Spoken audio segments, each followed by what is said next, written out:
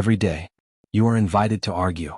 You are invited through subtle jabs, through sarcastic comments, through online posts that feel like they were written just to provoke you. At work, a coworker undermines your idea.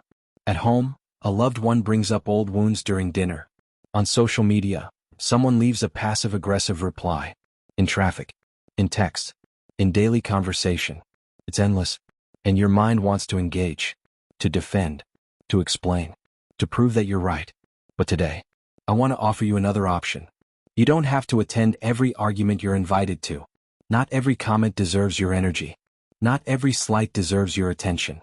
Not every battle is yours to fight. And the more you grow, the more you'll realize this. Peace is not a weakness. It's a boundary. But here's the thing. We're not taught to protect our peace. We're taught to win, to clap back, to show that we're not the one, to say, I don't take disrespect. And that's understandable. You have a right to defend yourself. You have a voice. You have value. But here's the truth. You can know your worth without proving it to people who don't value it. You can keep your power without throwing it into every fire someone lights in front of you. This episode is not about being passive. It's not about avoiding hard conversations. It's not about bottling things up and calling it spiritual. No, this episode is about something deeper. The discipline of emotional self-respect. The understanding that you don't have to fight just because someone invites you to. That silence is not surrender. It's strategy. Let me ask you something. How much of your peace have you lost trying to win arguments that led nowhere? How many nights have you stayed up, replaying something someone said, writing responses in your head for someone who probably already forgot they said it? How often have you sacrificed your calm just to prove a point? It's not worth it anymore. So in this episode, we're going to slow down and step back.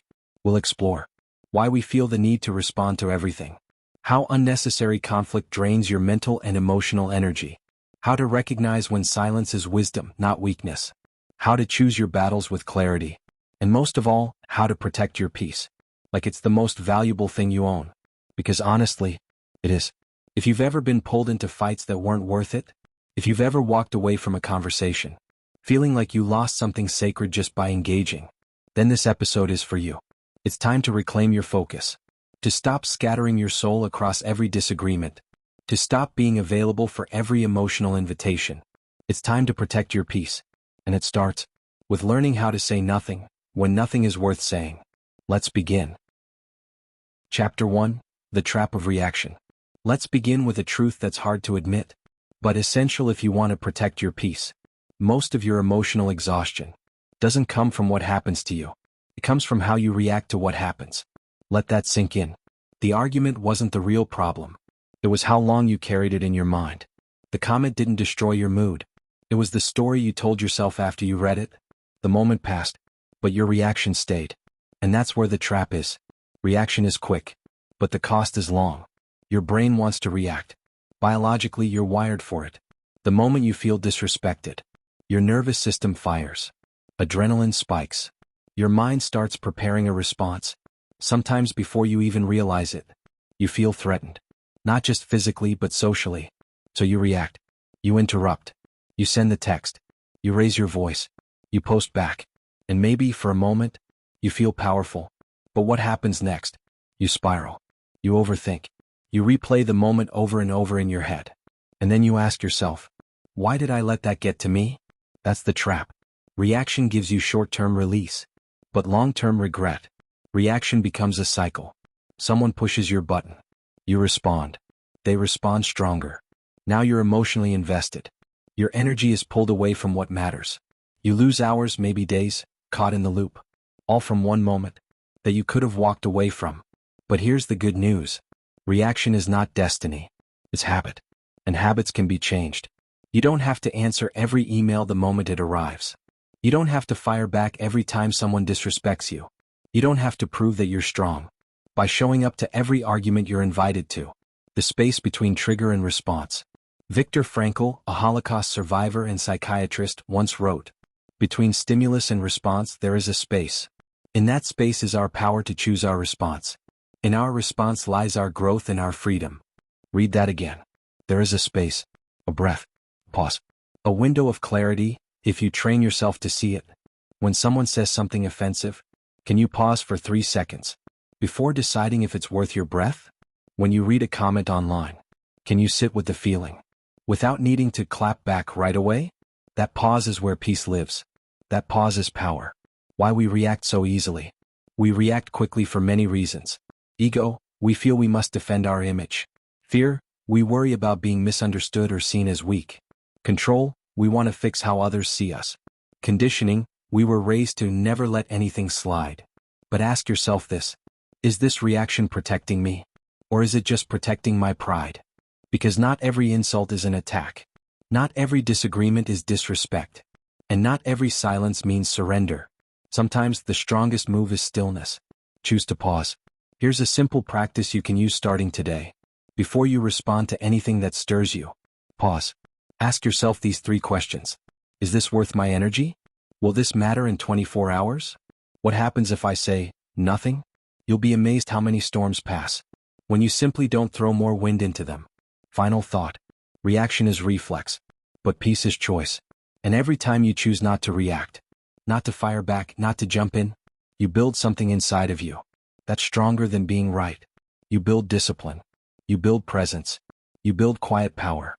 And that protects your peace more than any argument ever could. Chapter 2: The High Cost of Unnecessary Conflict. Let's talk about the real cost, the hidden price of jumping into arguments that don't serve you.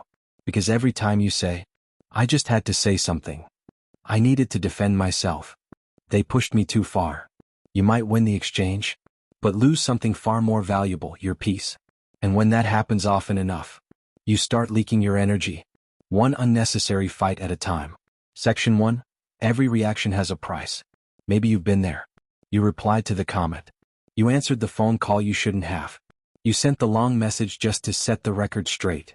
And sure, you made your point, but hours later, you still feel drained. Your chest feels heavy. You keep replaying what they said. You wonder if it was even worth it. And deep down, you know the answer. It wasn't.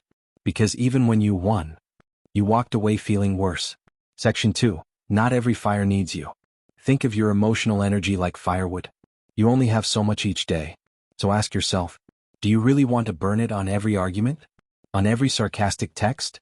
On every sideways glance? Every disrespectful tone? If someone throws a match at your feet, you don't have to pour gasoline on it. Sometimes the strongest response is to not respond. Let the match burn itself out. Don't fan it into something bigger. Section 3. Why we keep entering unnecessary conflict. We do it because we want to be understood. We want to correct what feels wrong. We don't want to feel weak. And sometimes we confuse reactivity with strength. But here's the truth. Reacting isn't strength. Responding with intention is.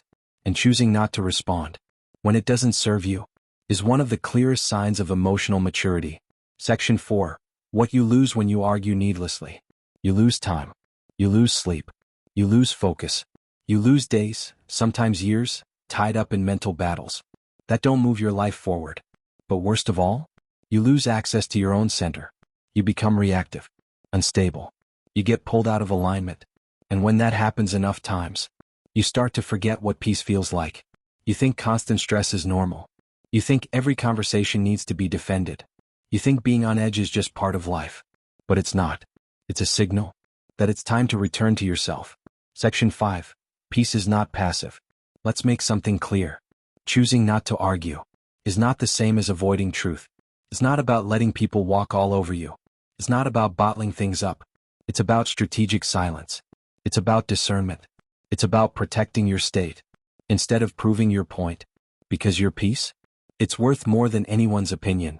Final reflection. Ask before you engage. Before you reply, defend, or jump in, pause and ask, is this worth the cost of my focus? Will this change anything? Will I still care tomorrow? Is peace more important than being right? You don't have to say yes to every invitation to conflict. Sometimes the most powerful sentence is, this is not mine to carry. Let others throw their noise. You don't have to catch it. Let others live in chaos. You don't have to join them. You can be calm. You can be grounded. You can be free. Chapter 3. The Art of Choosing Your Battles. Let's be honest. Not everything deserves your energy. Not every challenge needs a counterpunch. Not every disagreement deserves your voice. But in a world that glorifies clapping back, you may have forgotten that silence isn't always weakness. Sometimes it's wisdom. This chapter is about mastering the art of discernment, learning when to stand, when to speak, and most importantly, when to walk away. Section 1. Fighting everything equals fighting yourself. If you fight every battle, you'll have no energy left for the important ones. Because constant confrontation leads to emotional fatigue, broken focus, wasted time, and a false sense of control. Here's the truth. You can't be powerful if you're constantly proving yourself. You can't be peaceful if you're constantly performing strength. And real strength knows when to say, this one isn't worth it. Section 2. What choosing your battles really means. It doesn't mean being passive. It doesn't mean letting others walk over you. It means knowing who deserves your explanation, what deserves your words. When silence is a statement in itself, think of it like this. You're a warrior, but you don't unsheath your sword for every bark in the street. You move with purpose, not pride. Section 3. Questions to ask before you engage. Here's a simple internal checklist. Is this rooted in misunderstanding or malice? Misunderstandings may need clarity. Malice isn't worth your breath. Will this matter in 1 day, 1 week, 1 year? If not, let it pass. Will speaking now move me forward, or just pull me in? Progress over pride. Am I speaking from truth, or just from triggered emotion? If it's the latter, wait. These questions help you shift from impulse to intention. Section 4. Some things are better left unsaid. Yes, you have the right to speak, but you also have the right to protect your peace. Not everything needs a comeback. Not every insult deserves a rebuttal. Sometimes your silence confuses their ego, protects your clarity, ends the conversation with dignity. Let them assume what they want. Your job is not to manage their story, but to live yours with alignment. Section 5. Strength is knowing what to ignore.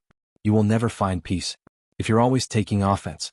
You will never feel steady if you respond to every shake in the ground. True calm is not the absence of conflict, but the mastery of your response. So yes, sometimes you'll choose to speak, but other times, and this is key, you'll choose to remain still. Not because you're afraid, but because you've already outgrown the need to react.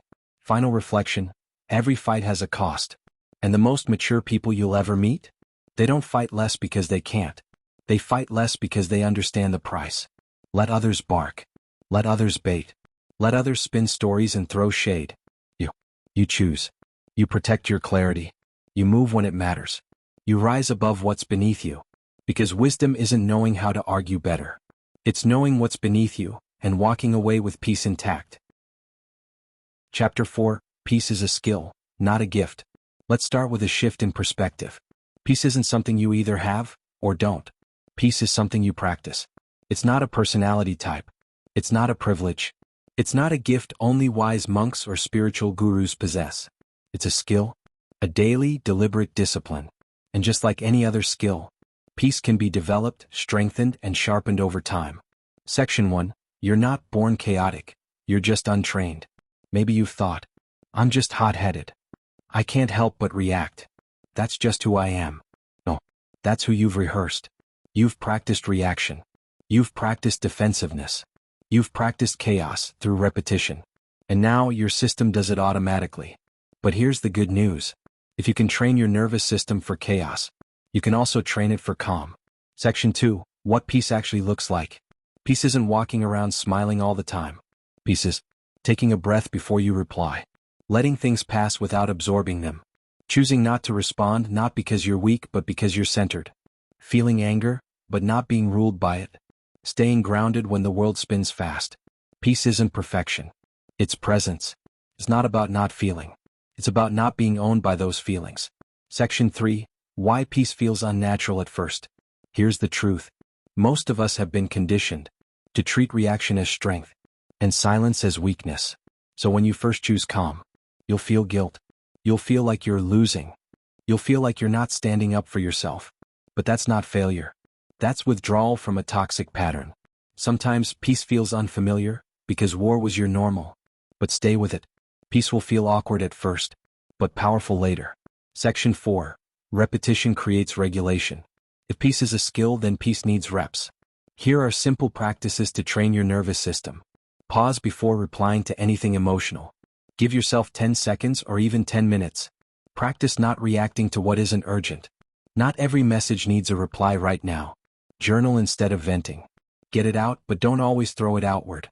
Breathe intentionally. Before walking into a meeting. Before responding to family. Before posting. These reps, done daily, reshape your reflexes. They teach your system. We don't respond to everything. We choose what's worth it. Section 5. Peace is power. The world tells you. Shout louder. Push harder. Don't let anything slide. But here's what peace whispers. I know who I am. I don't need to perform for anyone. And that's real power. Because the person who isn't easily provoked is the person who cannot be controlled. And the person who doesn't need to react holds a power that can't be seen, but always felt. Final reflection. If you're struggling to feel calm, don't shame yourself. Train yourself. The same way you train your body to get stronger, you can train your mind to get quieter. It takes time. It takes practice. But it's worth everything. Because peace? It's not the absence of noise. It's the ability to stay rooted within it. And once you've trained that skill, you'll stop chasing calm. You'll become it. Chapter 5. Your peace is yours, no one else's. Let's end this episode with something simple, but sacred. Your peace is yours, no one else's. It's not for negotiation, not for explanation, not for anyone else to validate, measure, or manage. Your peace is personal, private, powerful, and it is your responsibility, not theirs, to protect it. Section 1. No one can take what you don't give. You might say, they made me angry. They ruined my day. They disrespected me, so I had to respond. But pause. Really pause. Did they take your peace? Or did you hand it to them by reacting? Because most of the time, your calm wasn't stolen. It was surrendered. And here's the shift. You reclaim your peace the moment you stop giving it away. Section 2. You don't owe anyone your calm. You don't owe them your inner stillness, just because they're loud. You don't owe them your explanation, just because they don't understand. You don't owe them a reaction, just because they're trying to trigger one. People will test you, poke you, project onto you, misread you, misjudge you. Let them. Your job is not to fix their perception. Your job is to protect your peace. Section 3. Let them think what they think. Let them think you're cold. Let them think you're weak. Let them think you're passive, distant, arrogant, or detached. Let them think, because they will anyway. And while they're busy trying to define you, you're staying grounded in who you really are. Let them talk. Let me work. Let them spin stories. Let me stay still. Let them assume. Let me rise. Section 4. Peace doesn't require permission. Sometimes when you start choosing peace, you'll notice people get uncomfortable. Why? Because your silence removes their control. Your calm breaks their pattern. Your non-reaction forces them to face their own energy. And that's confronting.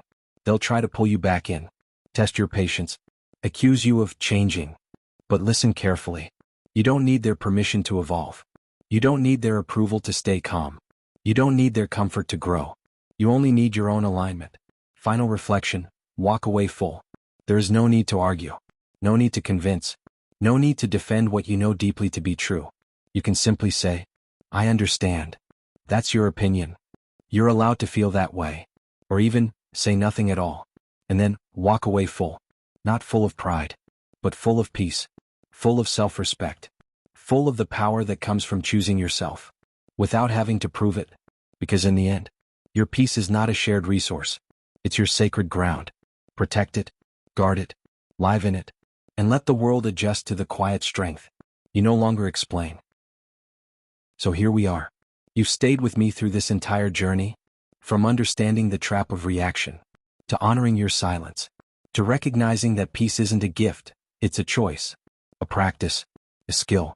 And if there's one message I hope stays with you after this episode, it's this. You do not need to show up to every fight to prove you are strong. Sometimes the most powerful move you'll ever make is to not make one. Let's recap. The 5 pillars of protecting your peace. Chapter 1. The trap of reaction. We learned that reacting isn't power. It's a habit. And habits can be retrained, one pause at a time. Chapter 2. The high cost of unnecessary conflict. We saw how arguments drain more than they give. Peace comes not from winning, but from walking away whole. Chapter 3. The art of choosing your battles. We discovered that silence isn't surrender. It's strategy. Not everything needs your energy. Choose wisely. Chapter 4. Peace is a skill, not a gift. Peace isn't just for the calmest people. It's something we train for, through breath, through pause, through presence. Chapter 5. Your peace is yours, no one else's. We realize that we don't need to defend our calm. We just need to protect it. Because peace isn't public, it's personal. What now? The next time someone throws a comment meant to provoke. Pause. The next time your phone buzzes with tension. Breathe. The next time someone misjudges your silence as weakness. Smile quietly. And stay grounded. Because your peace is your responsibility. And no one can steal what you refuse to give. Closing words. This world will keep getting louder.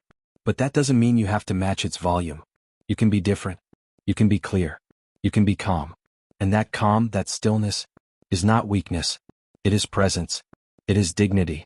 It is strength that doesn't need to scream. Protect your peace. Let the drama pass you by. You're not running away. You're walking home to yourself. Thank you for spending this time with me. If this episode spoke to you, share it with someone who needs a reminder. That stillness is not empty, it's full of power. Until next time, stay quiet, stay grounded, and stay unshakably you.